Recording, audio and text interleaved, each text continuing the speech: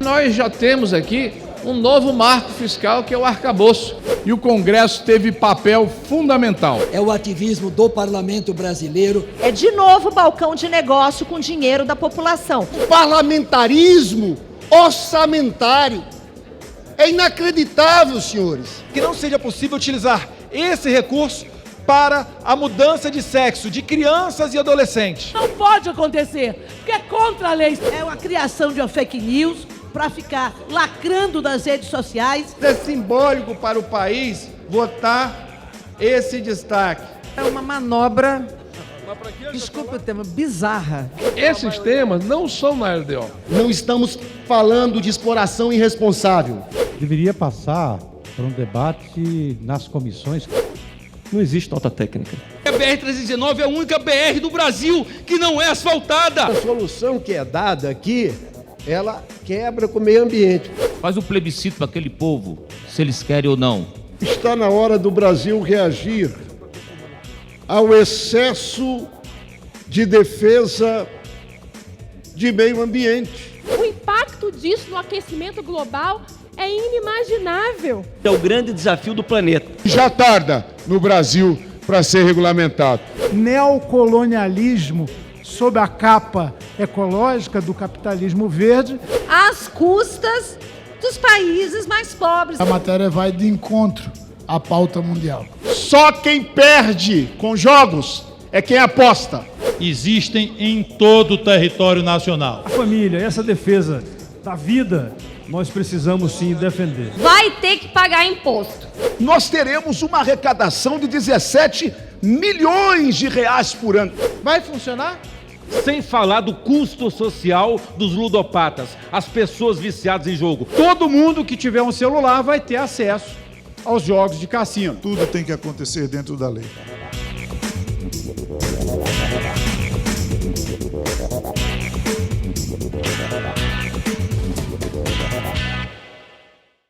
Na última semana de votações do ano, a Câmara abriu os trabalhos já na segunda-feira, aprovando o regime de urgência a 3 projetos, incluindo o que suspende decreto do Poder Executivo que retomou o critério de reciprocidade para exigir visto de turistas vindos dos Estados Unidos, Canadá, Austrália e Japão. A matéria agora está pronta para ir à votação em plenário. Na terça-feira, Câmara e Senado se reuniram em sessão conjunta do Congresso Nacional para aprovar a LDO, Lei de Diretrizes Orçamentárias, que estabelece critérios para a elaboração do orçamento do ano que vem. A proposta mantém prazos para emendas parlamentares individuais e de bancadas estaduais e um valor de 11 bilhões de reais para emendas de comissões permanentes. Com elas, o total de emendas parlamentares com valores fixados no orçamento chega a 49 bilhões de reais.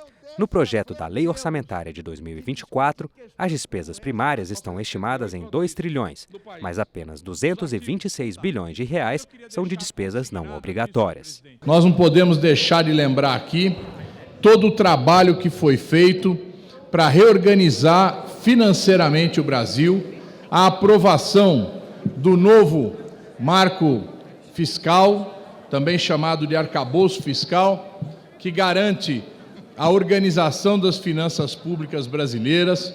Nós aprovamos a recomposição de diversas fontes de financiamento que tinham sido completamente abandonadas, favorecendo única e exclusivamente os mais ricos. Retomamos uma arrecadação que permite que o próximo ano nós tenhamos uma situação muito mais favorável do ponto de vista da arrecadação. E o Congresso teve papel fundamental nessa discussão. Nós vamos votar agora uma LDO, mas nós já temos aqui um novo marco fiscal, que é o arcabouço. E eu disse naquela oportunidade, por ocasião da votação na CAI, na Comissão de Assuntos Econômicos do Senado, que este projeto não vigoraria nem sequer no primeiro ano. Eu errei. Ele não sequer conseguiu ultrapassar o prelúdio, o preâmbulo. O governo já descumpriu o arcabouço fiscal por 3 vezes. Vai ter a garantia do pagamento daquilo que é piso constitucional. Aliás, não é à toa que se discute, inclusive, rever esses pisos constitucionais, justamente porque o crescimento das despesas vai praticamente garantir o reajuste anual do salário mínimo de acordo com a inflação, que é uma política importantíssima de ser resgatada novamente a partir desse ano, bem como os pisos da saúde e da educação. Agora, as demais áreas sociais, da forma como se desenha a partir do arcabouço fiscal e do déficit zero, não vai ser possível de ser concretizada. 11 bilhões para emenda de comissão, sendo que a gente não conhece os critérios, é muito grave. Muito grave. É, de novo, balcão de negócio com dinheiro da população, que deveria ir para a política pública prioritária. E é destinado ao bel prazer do parlamentar, para seus redutos e para fazer, muitas vezes, políticas que não são nem republicanas nem públicas. Quando se fala lei de diretrizes orçamentárias, nós não podemos engessar uma peça onde, no regime presidencialista, é o executivo que administra as finanças, não é o parlamento. E lá no tempo do Temer tinha uns 14, 15 bilhões de emendas, agora nós estamos em 37 bilhões de emendas para os parlamentares. Isso é demais, não devia ter nenhuma, no meu entender. Mas se elas existem, não deviam ser tantas. Vai ter dinheiro ano que vem para fazer 5 bilhões de reais em gasto em campanha eleitoral com o fundão eleitoral. Agora não tem dinheiro para manter o orçamento da segurança pública, não tem dinheiro para manter o orçamento da educação, não tem dinheiro para manter o orçamento da saúde. Vai ter dinheiro para 11 bilhões de reais em emendas parlamentares para repassar para suas bases eleitorais, para os seus prefeitos e para os seus vereadores, mas não vai ter dinheiro para a população. Nós iniciamos o ano e o novo mandato sob a égide da chantagem de um coletivo enorme que é o Centrão aqui. O mesmo das emendas do orçamento secreto. Isso estabeleceu uma correlação de forças aqui no Congresso Nacional, que amarra o orçamento e quer caminhar para uma dubiedade que é o semipresidencialismo. É disso que se trata. Impostos aumentaram ou diminuíram? Os gastos públicos aumentaram ou diminuíram? Está um déficit aí enorme. Vamos fechar com um rombo jamais visto na história desse país. Ele está querendo ultrapassar Dilma Rousseff, o Dilma III. E agora estão com raivinha do orçamento. Não, esse orçamento é ruim, porque vai disciplinar. Ou seja, o governo Lula não gosta de disciplina. Ele quer um cheque em branco, senhores parlamentares, para continuar gastando desenfreadamente. Alguns estão dizendo que aquelas emendas de comissão não são impositivas.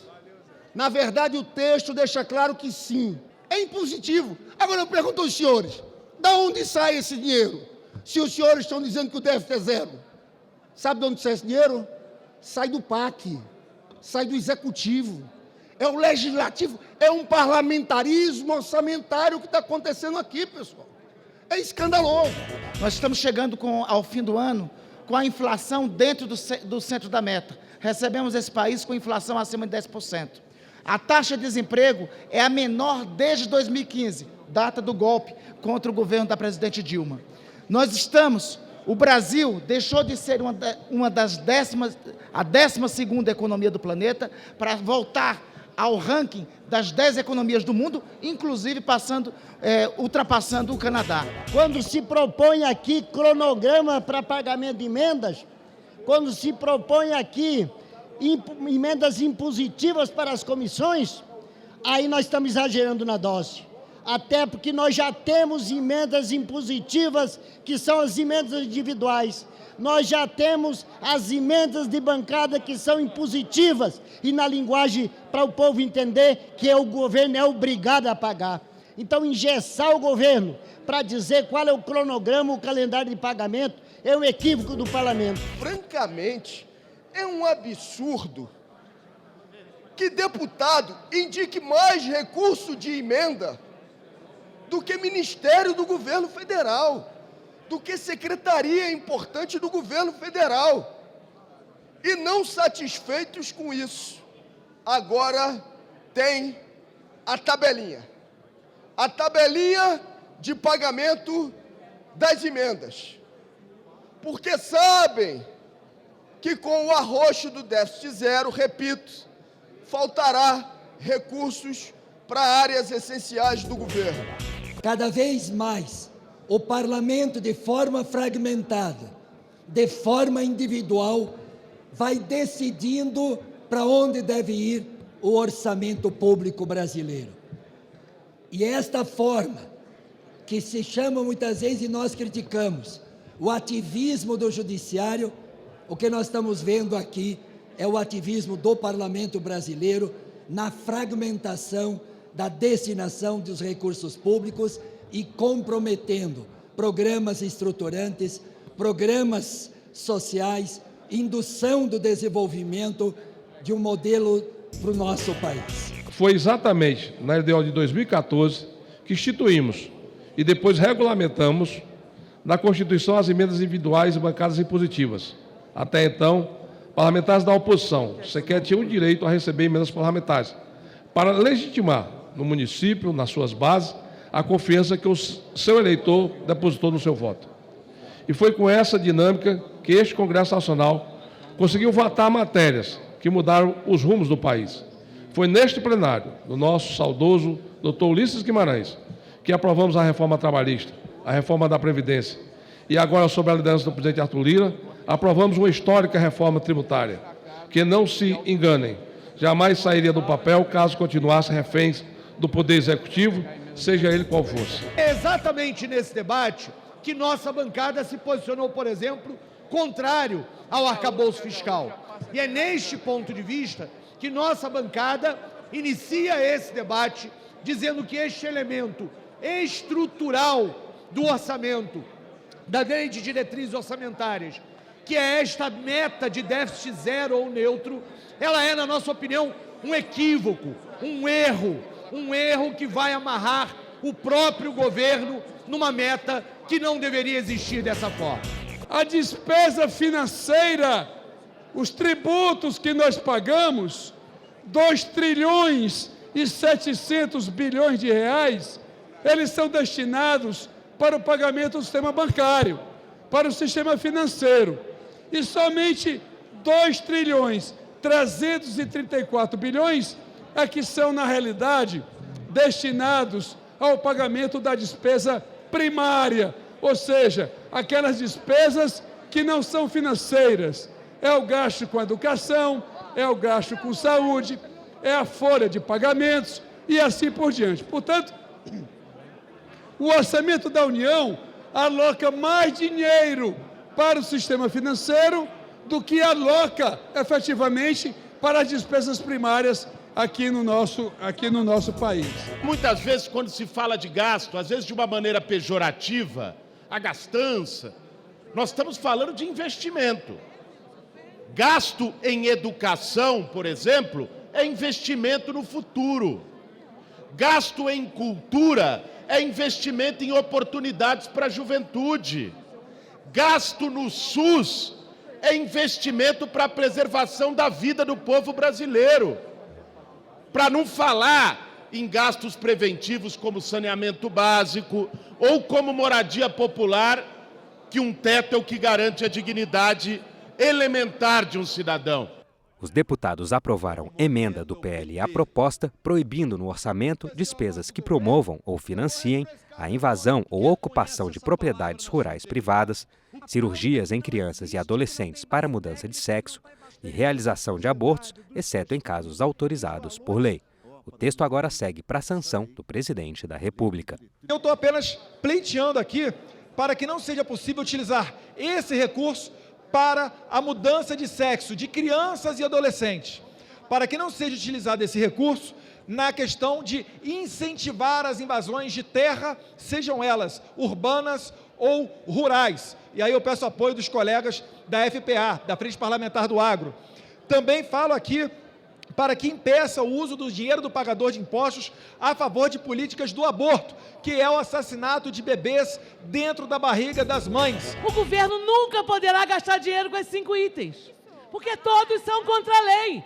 Então é absolutamente ridículo que o parlamento brasileiro possa incluir na legislação algo que nós todos sabemos que não vai acontecer, porque não pode acontecer, porque é contra a lei, senhor presidente. É um absurdo o dinheiro público ser gasto com criminosos e haver a possibilidade sequer de se cogitar o fato de utilizarem recursos públicos com pessoas que cometem crimes, como, por exemplo, a invasão de propriedade privada.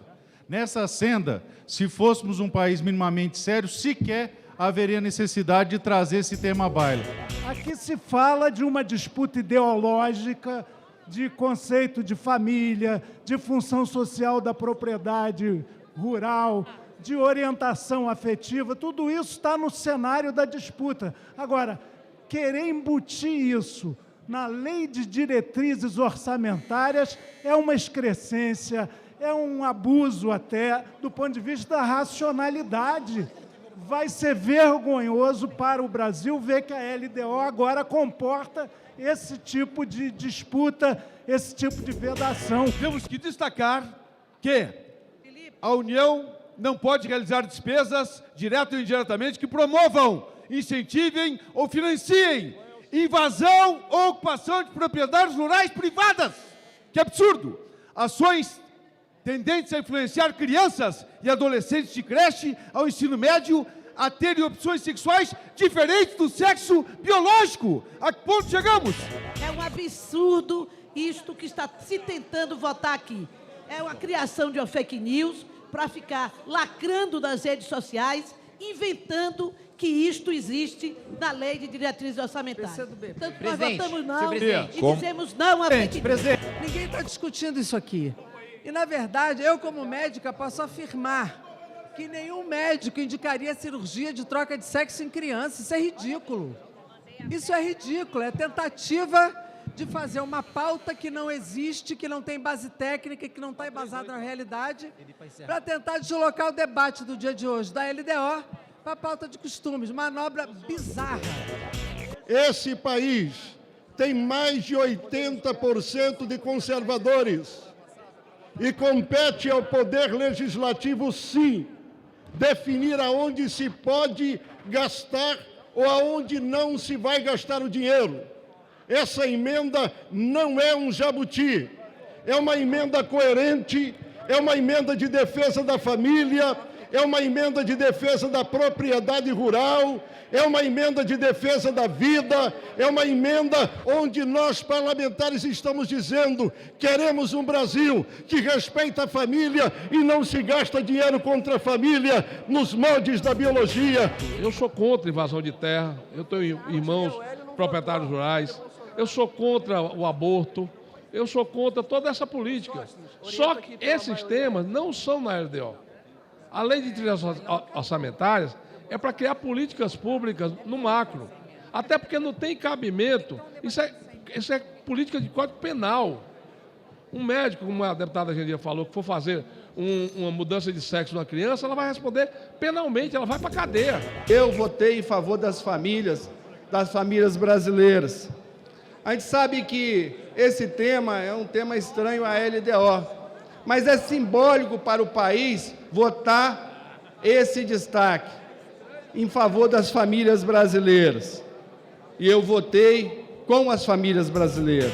Nós tivemos uma grande vitória para o país e o que eu gostaria de destacar de forma muito especial, que pela primeira vez a Comissão Mista de Orçamento cria um programa específico para cuidar da violência doméstica contra a mulher, alocando 315 milhões de reais para cuidar do antes que aconteça. Nós tivemos nos últimos 10 anos, senhor presidente, só precisava dizer isso, gastos em orçamento 125 milhões de reais em média para ações com mulheres. Todas as ações, 125 milhões. Nós conseguimos, de forma inédita, alocar 315 milhões em um ano. Então, é uma grande vitória para todos nós. Eu gostaria de fazer um registro elogioso ao trabalho do eminente relator, deputado Danilo Forte, à frente da Lei de Diretrizes Orçamentárias do Brasil. Seu zelo, a sua dedicação, a sua capacidade técnica de poder construir essa Lei de Diretrizes Orçamentárias. E, igualmente, a todos os membros da Comissão Mista de Orçamento e os cumprimentos na pessoa da sua presidente, Daniela Ribeiro, nossa colega senadora do PSD da Paraíba. Então, todos devidamente reconhecidos pela presidência pelo bom trabalho que fizeram à frente da Lei de Diretrizes Orçamentárias. Após sessão do Congresso, ainda na terça, a Câmara se reuniu para apreciar requerimentos de urgência e confirmar a aprovação do Marco Regulatório da Cultura no último mês de outubro, em caráter conclusivo na CCJ, ou seja, sem a necessidade de passar por análise do plenário antes de seguir para o Senado. Deputados aprovaram também o projeto que unifica a data de vigência de benefícios fiscais da Zona Franca de Manaus e outro que permite uso de recursos do Fundo Amazônia para asfaltar a BR-319, que liga Porto Velho a Manaus, e cujas obras de repavimentação terão licenciamento ambiental simplificado. O texto da matéria provocou forte reação de parlamentares de esquerda que criticaram possíveis impactos ambientais da proposta. Quero deixar claro, não estamos falando de exploração irresponsável. O licenciamento ambiental nunca será dispensado, Zeca. Estamos simplificando o processo, sim, mas com total respeito ao nosso meio ambiente. Estamos tratando de repavimentação e reasfaltamento, e não de extração. É uma questão de urgência, uma questão de dignidade para a população da região norte. O problema dessa estrada aqui, 319, BR-319, é que a manutenção dela foi totalmente abandonada, jogada às traças, literalmente. E tem uma população que precisa dela. Ninguém nega isso. 9 municípios, pelo menos, do Amazonas têm a necessidade desse trânsito ali. Entretanto, e aí entra a nossa ponderação, a retirada do artigo 2º, que dizia que ficava praticamente dispensada qualquer licença ambiental, ela não resolve o problema do cuidado que a gente tem que ter nessa busca de restauração. Nós não estamos cancelando o licenciamento, nós estamos apenas simplificando e pedindo prioridade, porque a BR-319 é a única BR do Brasil que não é asfaltada. Não é possível considerar o povo do Norte uma população de segunda categoria nesse país. Então, esse projeto é um pedido de socorro. Nós entendemos, entendeu? A ansiedade das pessoas que vivem lá. É preciso dar uma solução, mas a solução que é dada aqui, ela quebra com o meio ambiente, porque não se quer licenciamento ambiental, na verdade. No fundo é isso. O projeto todo é elaborado para acelerar essa questão, sem que a gente proteja a natureza e tenha a dimensão do impacto para mitigar. Essa estrada já existe desde 1970. É só asfaltamento. Faz um plebiscito para aquele povo, se eles querem ou não. Com certeza eles querem. Vai ser bom para a população, transporte, economia, até para a ciência, até para essas ONGs que enviam recursos para o Amazonas, vai ser bom para elas. A região norte hoje é responsável pelo escoamento de 48% de grão desse país. E o que está sendo colocado nesse projeto é o seguinte: não é zerar o licenciamento ambiental, é para quê? Aonde for feito o barracão da obra, a instalação da obra, aonde for feito a estrutura de usina, como também alojamento de trabalhadores. Olha se a moda pega. Nós agora temos uma determinada estrada com dificuldades para resolver o problema do licenciamento ambiental. Então a gente declara essa estrada de infraestrutura crítica, um problema para a segurança nacional, e aí a gente fragiliza o licenciamento ambiental. Isso é grave. Acho que está na hora do Brasil reagir ao excesso de defesa de meio ambiente. Eu sei que isso vai soar mal no ouvido de milhões de brasileiros que vivem no conforto de BRs ou rodovias estaduais asfaltadas ao longo do Brasil e talvez não querem entender a minha fala, mas o que se sabe no Brasil é que nós temos sim preservado o meio ambiente. A gente está falando de 300 1.000 quilômetros quadrados de Amazônia, uma área maior que São Paulo. A gente está falando de 800 quilômetros de estrada.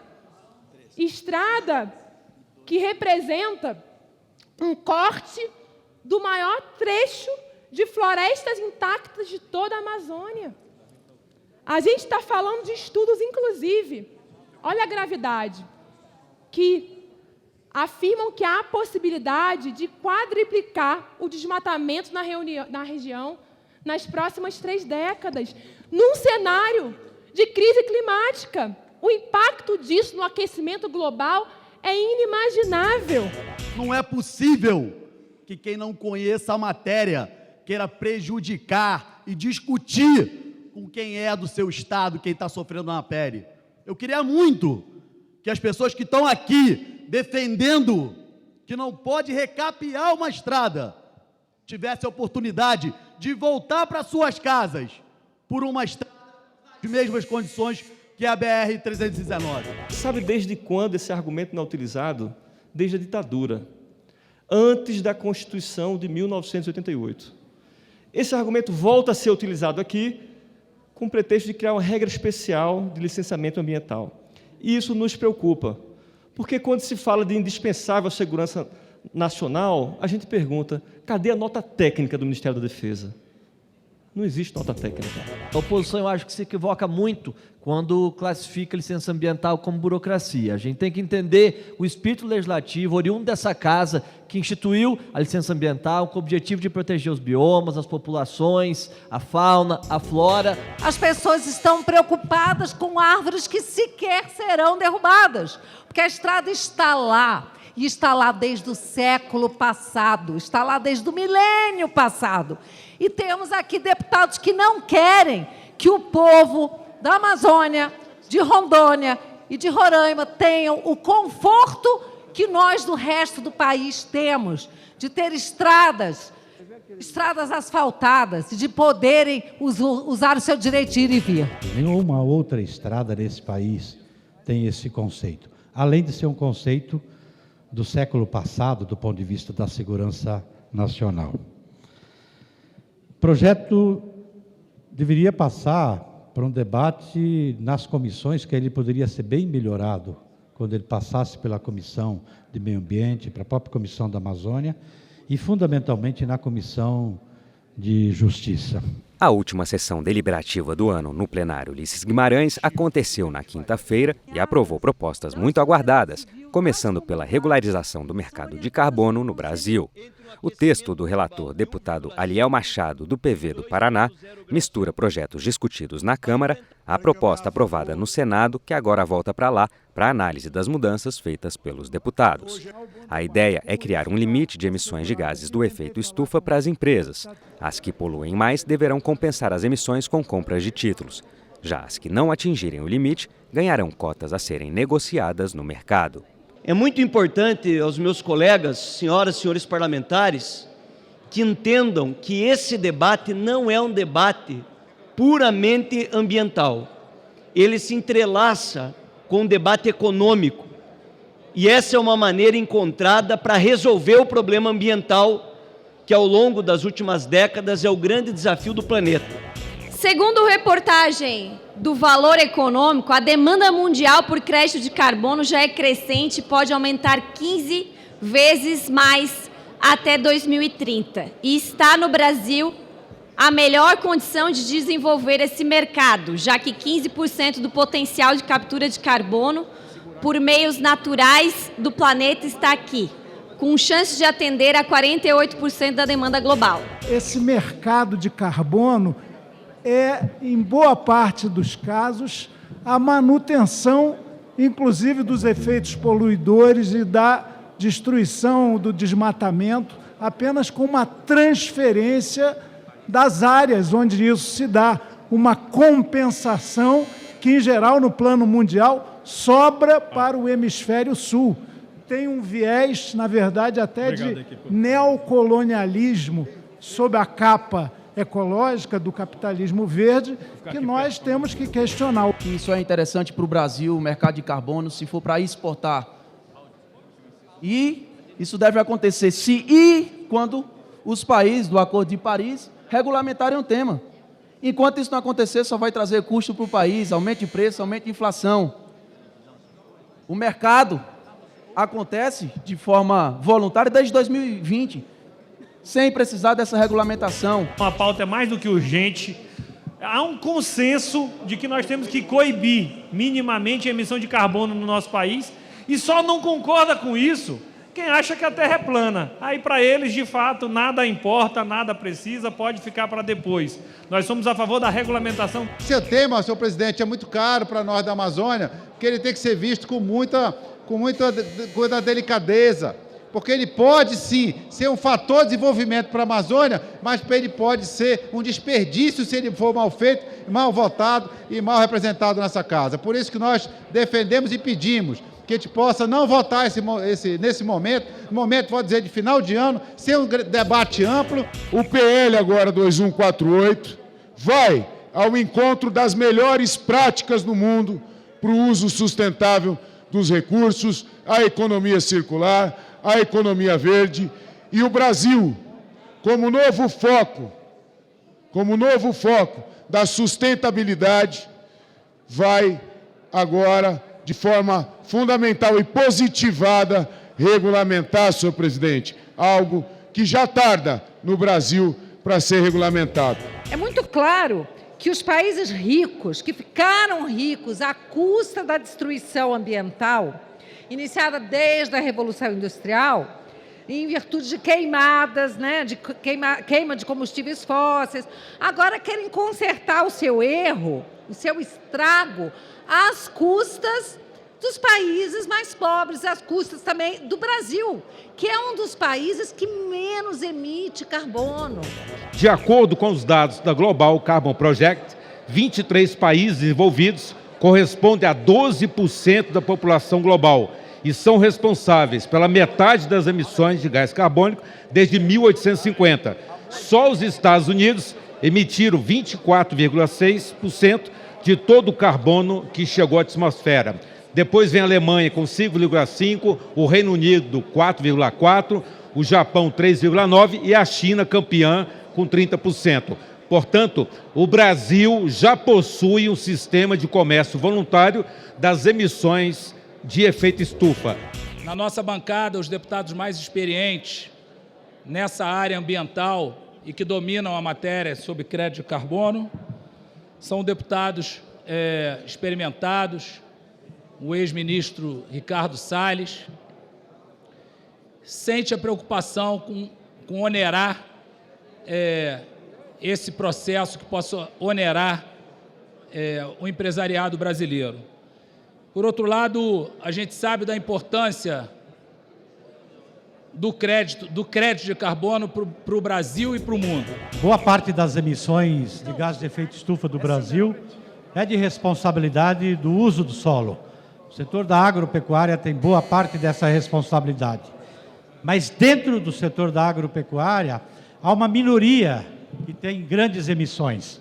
Portanto, para valorizar esse instrumento como oportunidade para o Brasil, é fundamental, inclusive, que o setor da agropecuária venha fazer parte, para não colocar, inclusive, em risco e não deixar de ser uma oportunidade para a agropecuária brasileira também mudar os seus processos. É um absurdo, o governo e os seus partidos de base quererem criar mais um ônus para a produção agropecuária brasileira. A produção agropecuária precisa de receber, precisa ser respeitada, precisa ser referendada, precisa transformar esse mercado de oportunidade de ter crédito para o produtor rural. Esse homem e essa mulher no campo precisam ter a sua remuneração. Os seus investidores precisam ter a sua remuneração e não um passivo e botar mais uma conta igual o governo quer fazer. Para alguns que criticam a não entrada da agricultura nesse momento, digo que o mundo não colocou por questões técnicas de falta de métricas para aferição. Entendo que logo, logo, sendo aperfeiçoado esse sistema, será um caminho natural a entrada do agronegócio dentro do sistema regulado no nosso país. O Brasil perde uma chance de dar largada e estar à frente, protagonista. A gente está assumindo obrigação que deveria ser de outros países. Como todos sabem aqui, se a gente pega o per capita de tonelada de gás carbônico, a média da OCDE é 8. Do Brasil é 1, a obrigação é deles. A gente está assumindo e internalizando um custo que não é nosso. O Brasil precisa organizar seu modelo econômico, a sua transição ambiental e ecológica. Isso, de fato, vai contribuir para o país avançar cada vez mais no seu processo de retomada da nova indústria, que tem por obrigação ser baseado na sustentabilidade. Entendemos que é um projeto prejudicial à nação brasileira e não conseguimos compreender se o Brasil só é 2% aí de gás carbônico, enquanto a China 30%, Estados Unidos 18%, porque o Brasil com essa pressa toda de legislar nesse sentido aí. A matéria vai de encontro à pauta mundial. O Brasil, com esse marco, entra no mercado fundamental que, além do grande potencial que tem, é extremamente necessário para os acordos internacionais. Madrugada adentro, os deputados ainda aprovaram a prorrogação até 2028 da vigência do regime tributário para incentivo à modernização e ampliação da estrutura portuária, o Reporto. O projeto que altera plano de carreira do Tribunal de Contas da União. E, por último, o nome dos deputados que irão compor a comissão representativa de 17 membros e 17 suplentes que podem ser convocados a atuar em casos emergenciais no recesso parlamentar. Mas antes, o último grande debate do ano foi sobre a regulamentação de apostas esportivas online, as chamadas bets. O texto aprovado tributa empresas e apostadores, define regras para a exploração do serviço e determina a partilha da arrecadação, que o governo espera aumentar de forma a contribuir para a meta de déficit zero. O projeto, que segue para a sanção do presidente Lula, gerou críticas da bancada evangélica. Eu nunca vi dono de banca de jogo perder dinheiro. Só quem perde com jogos é quem aposta. Dono de banca é 10 vezes pior do que banqueiros.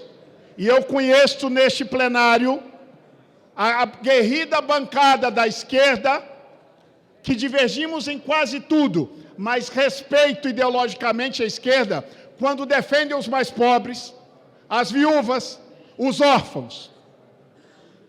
Nós não podemos, no afã de achar que vai se arrecadar impostos, legalizar a mazela social da desgraça de jogos de azar no país. E aqui eu deixo uma reflexão.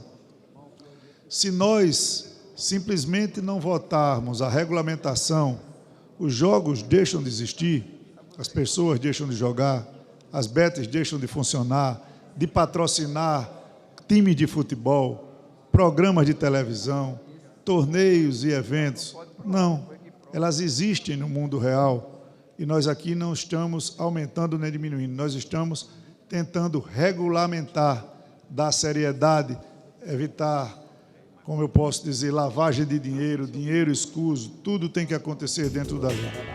Nós temos as apostas que já existem de forma virtual. E nós temos, inclusive, grande parte destas empresas que apostam ou que criam esse tipo de aposta, onde tudo é permitido, porque não tem qualquer tipo de fiscalização e regulamentação. Nós temos a maior parte de empresas estrangeiras que aqui estão e que provocam, porque não tem controle, lavagem de dinheiro e toda forma de achar. Jogos online existem em todo o território nacional. Nós não estamos aqui discutindo se queremos ter ou não ter jogos online em todo o território nacional. Essa é uma realidade e nós não podemos varrê-la para debaixo do tapete. Só que esses sites que operam apostas online no nosso território nacional ainda não se submeteram às nossas regras, às nossas leis. Eles estão hospedados em outros países e estão submetidos a outras regras e às outras leis. Sabemos que os jogos esportivos, os bets, já fazem parte do dia a dia, já há algum tempo que elas fazem parte do dia a dia.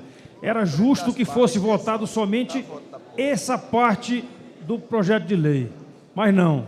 houve essa inserção de mais alguns tipos de jogos que, com certeza absoluta, colocam em risco, e por isso nós tivemos uma grande rejeição da bancada evangélica, da bancada católica, porque essa defesa da família, essa defesa da vida, nós precisamos sim defender. Segundo especialistas, se nós legalizarmos aqui as bets e embutidas nelas cassinos, bingos, máquinas de caça-níqueis, o que é proibido hoje pela legislação brasileira, nós teremos uma arrecadação de 17 milhões de reais por ano. Imagina um site Sportbet internacional. Vai ter que ter um sócio de 20% de dono do site aqui no Brasil? E se não fizer? E se não concordar? E se não quiser? O que vai acontecer? O governo brasileiro terá que bloquear o acesso ao site. Como vai bloquear o acesso ao site? Direcionando a cada provedor a proibição de acessar aquele site. E fará com tantos e tantos sites no mundo todo. Vai funcionar? Na minha ideia, se você olhar sobre uma perspectiva libertária, é somente o governo Lula querendo arrecadar mais impostos. Porque, como foi falado aqui, esse tipo de jogo já está acontecendo. Tem emenda para tudo que é lado. Tem emenda para aumentar imposto, inclusive, né? Inclusive de quem ganha, na hora que joga, ganha um dinheirinho ali, ganha, sei lá, R$2.000, R$2.500, vai ter que pagar imposto. A argumentação que a legalização aumentará a arrecadação do imposto, ela é falaciosa. Ela será utilizada para lavagem de dinheiro e do crime organizado. Não se cria um dinheiro novo. A pessoa deixa de consumir no comércio e no entretenimento, no turismo, para gastar no jogo. Sem falar do custo social dos ludopatas, as pessoas viciadas em jogo. Nós somos completamente a favor da aprovação dos jogos de cota fixa em resultados futuros de eventos reais, mas completamente contra esses geradores de números reais controlados por um software para tomar dinheiro da população. Portanto, eu acredito que, ao aprovar o projeto, nós vamos colocar cassino na mão de 250... Não existe 250 milhões de brasileiros, porque tem mais celular do que pessoas. Mas todo mundo que tiver um celular vai ter acesso aos jogos de cassino. Esse projeto traz pontos muito importantes, como a proibição de sócios dos BITs de participarem em sociedades anônimas de futebol e também do seu corpo diretivo de times, a vedação para que o sócio controlador detenha participação em instituição financeira ou pagamento que processe a aposta.